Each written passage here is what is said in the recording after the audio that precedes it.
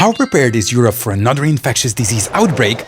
This time, Mpox. Something that, frankly, shouldn't even be a question after COVID. If you're having a déjà vu of, wait, didn't we already handle this in 2022? Or better yet, we had Mpox in 2022? Then buckle up, because the reality is a bit more complicated. The truth is, if Europe's preparedness were a Eurovision entry, we'd be somewhere between epic key change and awkward silence. So let's put the Mpox under a metaphoric microscope and have a look, shall we? Did we actually learn anything at all from COVID? And what are the things we have improved this time around? FYI, Mpox is short for Monkeypox. Is this renaming the most important thing we could have done? Not sure, but for those who say in Europe we don't have a black person problem, go into the mirror and ask yourself, how do we speak about gypsies? Looking at you, Eastern Europe. Hi, I'm Greg, and this episode is about the European preparedness of Mpox.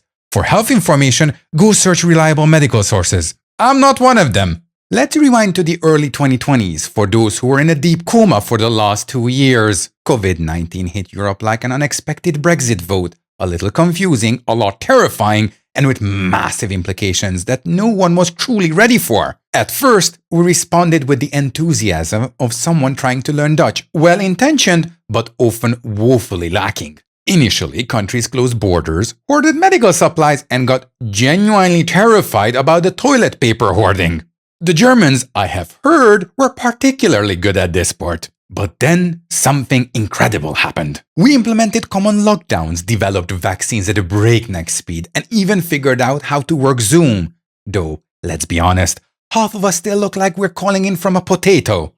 Boil them, mash them, stick them in the stew. By the end of the pandemic, there was genuine collaboration so that we were patting ourselves on the back like a football team that finally scored a goal in stoppage time. Which is why, when Mpox started making headlines in 2022, everyone assumed we'd be better prepared this time around. Not a stupid idea, but have we learned from it?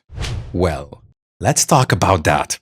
According to an ECDC report, which is not a Chinese knockoff of the ACDC band, but the European Center for Disease Prevention and Control, between 2022 and 2023, there were 21,170 cases of Mpox in the European Economic Area, which shows we did move faster than we did with COVID.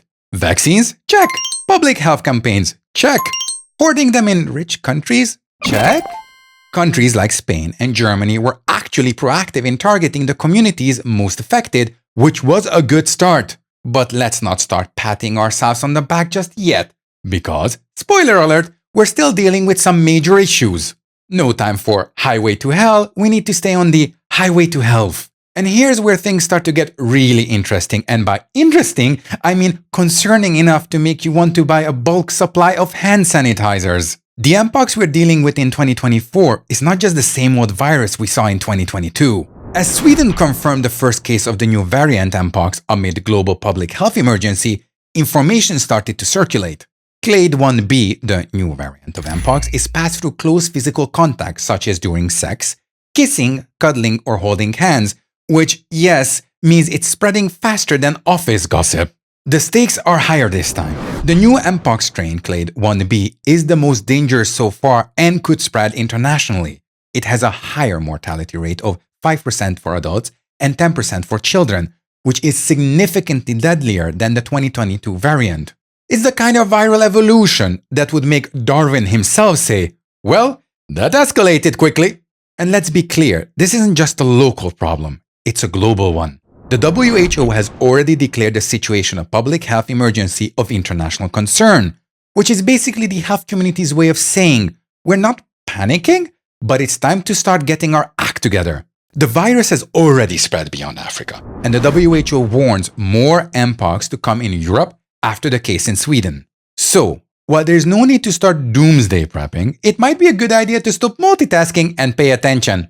Now that I have your attention, speaking of good ideas, go and subscribe. What are we doing to make it better? Here we are in 2024, facing this new, nastier strain of Mpox. First, the good news. ECDC is on it!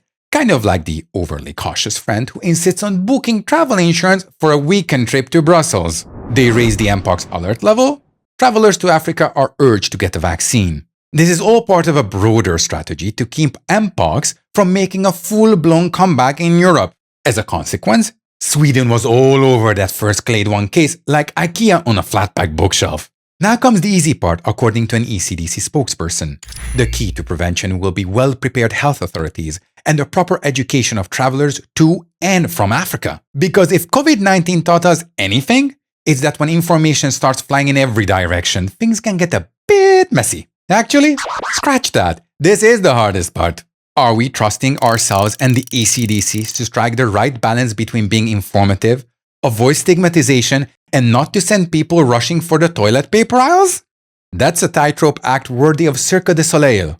ECDC does say there's no need to impose border controls, but Spain decided to do it anyway, because European unity is always a bit optional. Meanwhile, China has reacted more strongly than the EU by having harsher border controls. I can't quite decide here. Is China actually being thoughtful, scared, or were they jumping in joy at the golden opportunity to screw with black people? FYI, just to remind you, this is not new. But, and it's a big but, there's the issue of global cooperation. During COVID, we learned that no country is an island, except, well, the actual islands. And that what happens in one part of the world can quickly become everyone's problem. Yet, we still see disparities in how resources are allocated. In 2022, while Europe had access to vaccines and advanced healthcare, countries like the Democratic Republic of Congo battled the virus with far fewer resources. This time, Congo hopes to receive the first Mpox vaccines by next week, week 45 of 2024 if you're watching this in the future. This isn't just a humanitarian issue, it's a strategic one. If we don't help contain the virus globally, we're essentially leaving the door open for it to return to our shores. No need to panic, but we do need to stop acting like problems end at country borders. So, here's the €1 million question. Did we learn? The answer is, we are more prepared than we were for COVID-19, but that's a pretty low bar. Complacency, inconsistent messaging, and unequal vaccine distribution are like the toilet paper hoarding of our pandemic past. They might make us feel prepared, but they won't stop us from running out of what we really need. The good news? We got the tools to do better this time. The next few months will show whether we wised up or if we're just waiting for the next virus to leave us scrambling for answers with our pants around our ankles. Again. Hey, thank you for getting this far. Click here to subscribe. Hope to see you next week. Bye-bye.